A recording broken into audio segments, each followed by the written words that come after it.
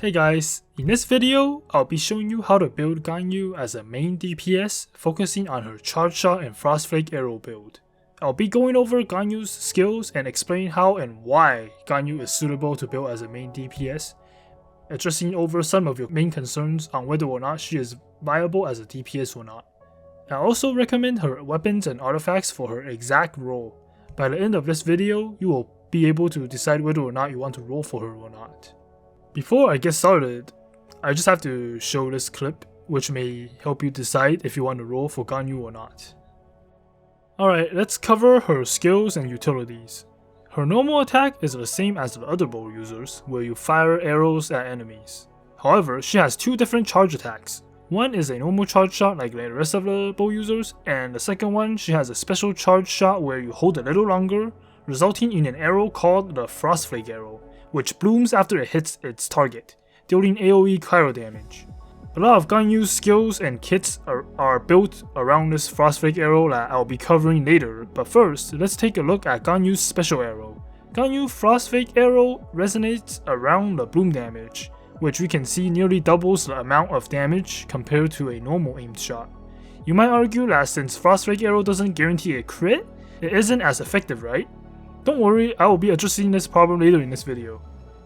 Since Ganyu's damage output relies on Frostflake arrow, it requires her to be on the field the longest, which is one of the reasons why she is the main damage dealer.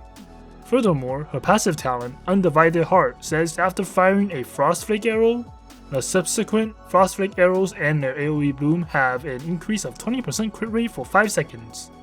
So she is intended to stay on the field the longest. Next, Ganyu's elemental skill baits enemies like Amber and Mona. Ice Lotus does AoE cryo damage upon casting, and also does cryo damage upon its duration and or explodes, generating a total of 4 energy orbs, 2 from initial hit, 2 after it explodes. Unlike Mona, where you can consistently apply elements to enemies, this skill only applies cryo at the beginning and at the end, so it doesn't really work well as a cryo applying skill, because you can't consistently apply cryo to enemies. Ganyu's Elemental Burst Celestial Shower rains ice shards on enemies within a decently sized radius, but the ice shards drops randomly in that area, so it is a little bit inconsistent if you want to rely on her Elemental Burst for applying cryo on enemies. With a long duration of 15 seconds paired up with 15 second cooldown and 60 energy charges, you can probably spam this skill if you are going for a more support secondary DPS build that I will cover in another video. But overall, this skill does reliable damage over a long period of time.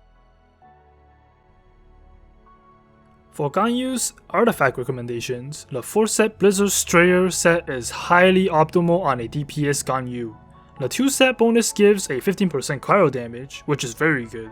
However, the main reason why I suggest a 4-set Blizzard is because of the 4-set effects.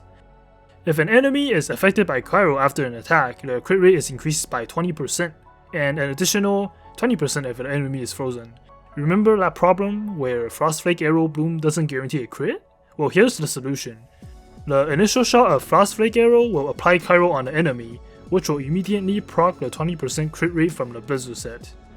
Ganyu's passive Undivided Heart also grants a 20% crit rate for her bloom with every other shot, so that's 40% crit rate without any artifact stats. Furthermore, if we put another cryo character on the team, the cryo resonance adds another 15% crit rate on enemies that are affected by cryo by 15%. With crit rate stats on artifacts, Ganyu is going to hit like a truck with a Frostflake arrow because of the high crit rate and nearly double damage bloom multiplier compared to a normal aimed shot.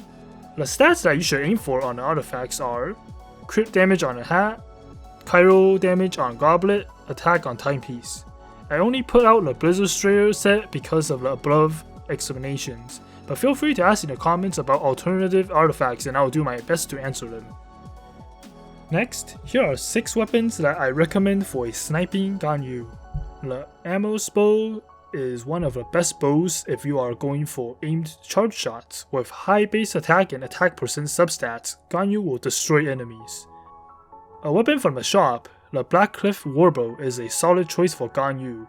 With crit damage substats, you can really maximize Ganyu's charge shot potential since it guarantees a crit on weak points. With Frostflake arrows, high crit rate from Ganyu's passive and artifact sets, Stacking more crit damage is always a good idea. The weapon bonus is also really good, increasing attack percent for 30 seconds after defeating an enemy, and you can stack it 3 times. The Viridescent Hunt is another great choice if you have the battle pass. The crit rate substat is decent. You can probably hit high crit rate without a crit rate artifact if you have this weapon, so it gives you more flexibility to build other stats. The weapon also generates a cyclone, which vacuums the enemies close together. Combine this with a Frostflake arrow, and this combination makes Ganyu's AoE ability very viable.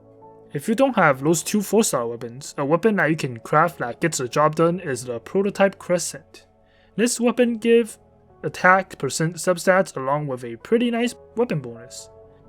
The 3-star weapon, Sharpshooter's Oath, is another viable weapon if you don't have any of the 4 or 5-star weapons. I also use this weapon on my Amber.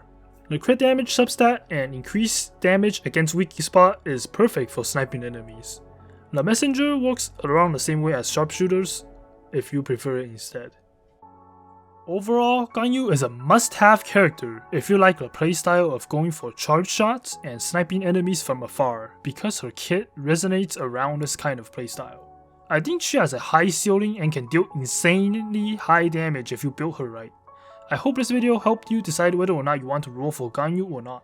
If you find this video helpful, make sure to leave a like, subscribe, and turn on post notifications, and I'll see you guys next time.